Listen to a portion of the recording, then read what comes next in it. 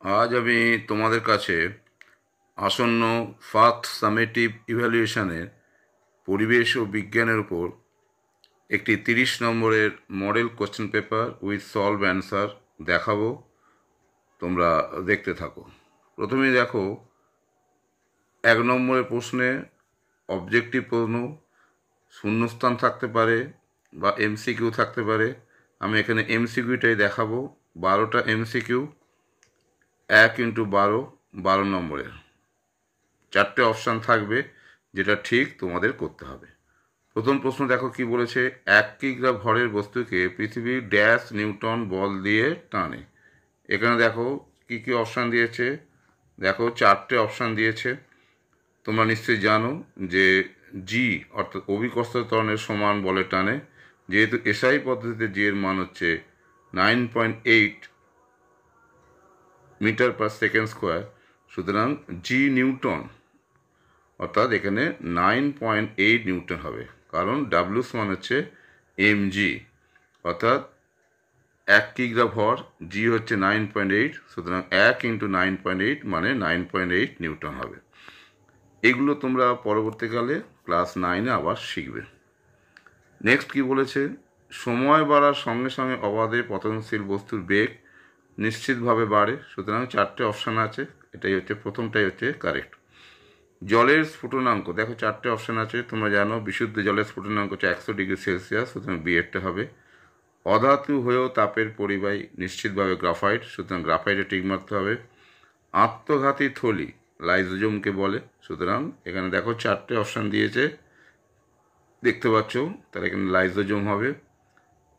Next কি বলেছে না, সবচেয়ে দীর্ঘ কোষ হলো কোনটা? মানুষের স্নায়ুকোষ, তাহলে 4টে অপশানের মধ্যে স্নায়ুকোষটা ঠিক হবে। এইভাবে পরবর্তীকালে একটা দেখো ফিজিক্সের উপর প্রশ্ন আছে, সূর্য থেকে পৃথিবীতে তাপ আসে কী পদ্ধতিতে? নিশ্চিতভাবে বিকিরণ পদ্ধতি। এসআইতে বল পরিমাপের একক কী? নিউটন, সুতরাং নিউটনটা কারেক্ট অ্যান্সার। এবার একটা রসায়নের প্রশ্ন দিয়েছে, পচা ডিমের ন্যায় গন্ধযুক্ত গ্যাসটি কি? তোমরা নিশ্চয়ই জানো হাইড্রোজেন সালফাইড, তাহলে H2S হবে।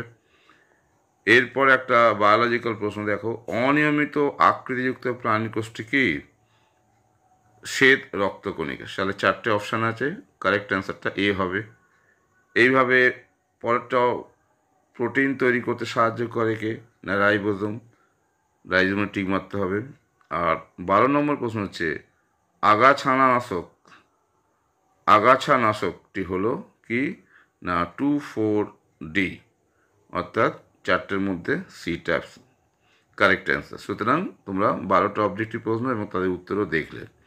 এবার আমি আসছি 1 নম্বরের 6টা প্রশ্ন, অতি সংক্ষিপ্ত প্রশ্ন বা 2-1 কথায় উত্তর দিতে হবে।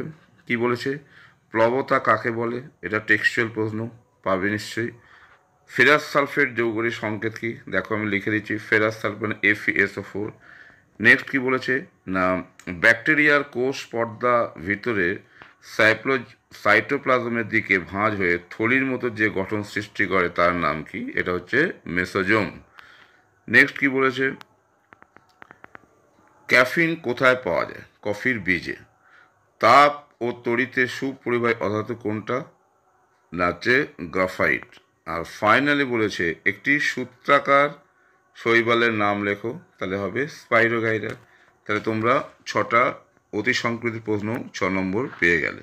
এবার আমি সংক্ষিপ্ত প্রশ্নে আসছি, যেখানে নাম্বারের ভিত্তি হচ্ছে 2। 6টা 2 নম্বরের প্রশ্ন করতে হবে।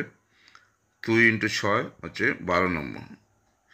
কুলম্বের সূত্রটি কি নিশ্চয়ই তোমরা জানো। একডেন বল কাকে বলে? এগুলো সব টেক্সট বইতে পাবে, আশা করি তোমরা পারবে। কোনো মৌলের পরমাণু ক্রমাঙ্ক কাকে বলে? আইসোটোপ কাকে বলে? এ দুটোও পারবে। ভাজক কলার 2টি কাজ লেখো, নিশ্চয়ই পারবে।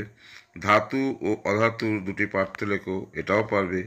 আর পরের প্রশ্নটা খুব ভালো প্রশ্ন, NPK এর সম্পূর্ণ নাম কি? নিশ্চয়ই তোমরা জানো যে নাইট্রোজেন, ফসফরাস আর কি হচ্ছে না পটাশিয়াম, NPK সার বলে। আর একটি জৈব সারের উদাহরণ কি? না ইউরিয়া। তাহলে এগুলো অবজেক্টিভ ভিত্তিক প্রশ্ন, কিন্তু পুরো নম্বর পাওয়া যাবে। আর ফাইনালি 6 নম্বর প্রশ্ন বলছে, একটা আঁকার প্রশ্ন দিয়েছে, চিত্রাঙ্কন করতে হবে, নিউক্লিয়াসের চিহ্নিত চিত্র অঙ্কন করো। সুতরাং তোমরা দেখলে যে নম্বর বিন্যাস হচ্ছে MCQ 12টা প্রশ্ন 12 নম্বর, অতি সংকৃত প্রশ্ন 6টা প্রশ্ন 6 নম্বর, তাহলে 12 6 18 হলো। আর সংকৃতের প্রশ্ন প্রত্যেকটা 2, 6টা প্রশ্ন 12, অর্থাৎ 12 6 18 আর 12 হচ্ছে 30। তা এই হচ্ছে 30 নম্বরের প্রশ্ন, যেখানে সময় হচ্ছে 1 ঘন্টা। তাহলে এইভাবে তোমরা পড়ো। আশা করি তোমাদের সামনে যে ফার্স্ট সামেটিভ ইভ্যালুয়েশন পরীক্ষা তোমরা ভালোভাবে পরীক্ষাটা দিতে পারবে। তোমাদের শুভকামনা জানিয়ে আজ এখানে শেষ করছি।